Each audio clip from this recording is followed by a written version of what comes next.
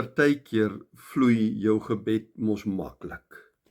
Ek onthou nog goed hoe dat ek as kind geleer is om te bid vir die manne op die grens, vir die mense agter die ystergordyn wat vir hulle geloof vervolg word en vir mense wat aan 'n hospitaalbed vasgekluister is. Dit was die spesifieke woorde. Toe was gebed maklik en eenvoudig. Maar dan word jy groot en skielik verander die werklikheid van die lewe, ook jou idee van wat gebed is, verander dit net so skielik. En dan wil jou woorde skielik eenvoudig net nie meer so vrylik kom nie. Dan is jou hart miskien so swaar of so verward, dat jy nie weet wat om vir God te sê nie. Maar is juist dan wanneer ons hierdie mooi belofte kry, dat die Heilige Gees wat reeds op Pinksterdag, die eerste Pinksterdag, reeds op die mensdom uitgestort is, dat hy jou dan te hulp kom. Paulus skryf vir ons in Romeine 8 vers 26, die Gees, die Heilige Gees, staan ons ook in ons swakheid by. Ons weet nie altyd hoe ons behoort te bid, wat ons behoort te sê nie, maar die Heilige Gees, hy pleit vir ons met versigtinge, hierdie gevoelens in die hart, wat nie met woorde gesê kan word nie. Hy vat dit na die Vader se hart toe, want hy ken die wil van die Vader. Dit beteken dat selfs wanneer ek stamelend bid, of wanneer my gebede kort is, gebroke is, dan verstaan God die roep van my hart wat ek na hom het, want die Heilige Gees vertolk daardie gebed. Want onder normale omstandighede, hoe weet jy om altyd te bid vir iemand wat oënskynlik sterwend is, 'n sterwende geliefde? Wat bid jy vir hulle? Vir genesing, vir pynverligting, vir vrede, dat die Here hulle moet kom haal? Hoe bid jy dan?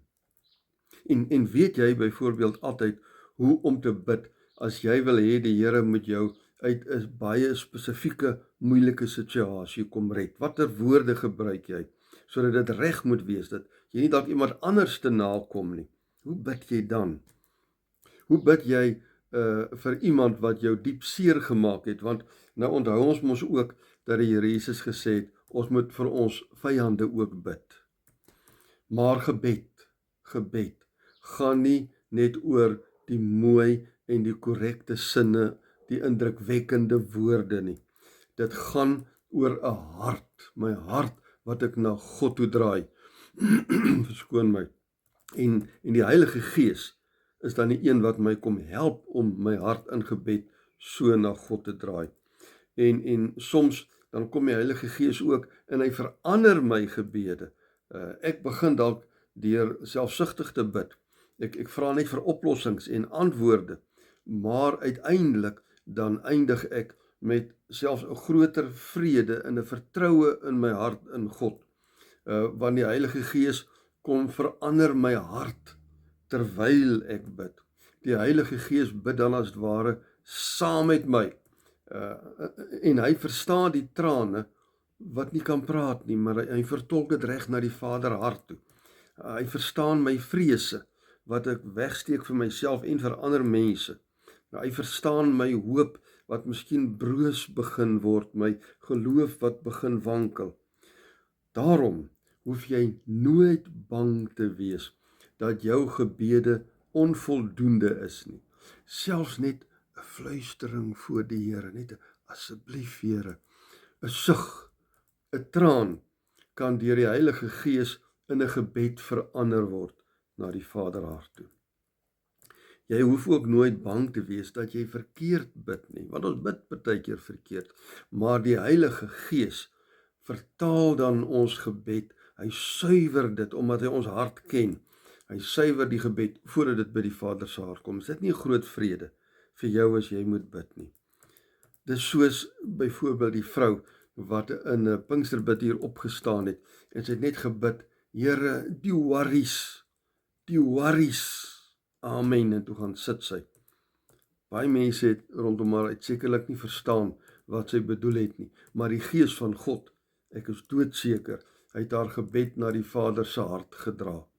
So as jy nou so opstaan, sou jy dalk ook gebid het, Here, die worries, Here, die bitterheid, Here, die eensaamheid, Here, die pyn, wat ook al in jou hart mag wees, jy kan dit net so noem vir die Here, jy hoef nie eens uit te brei nie.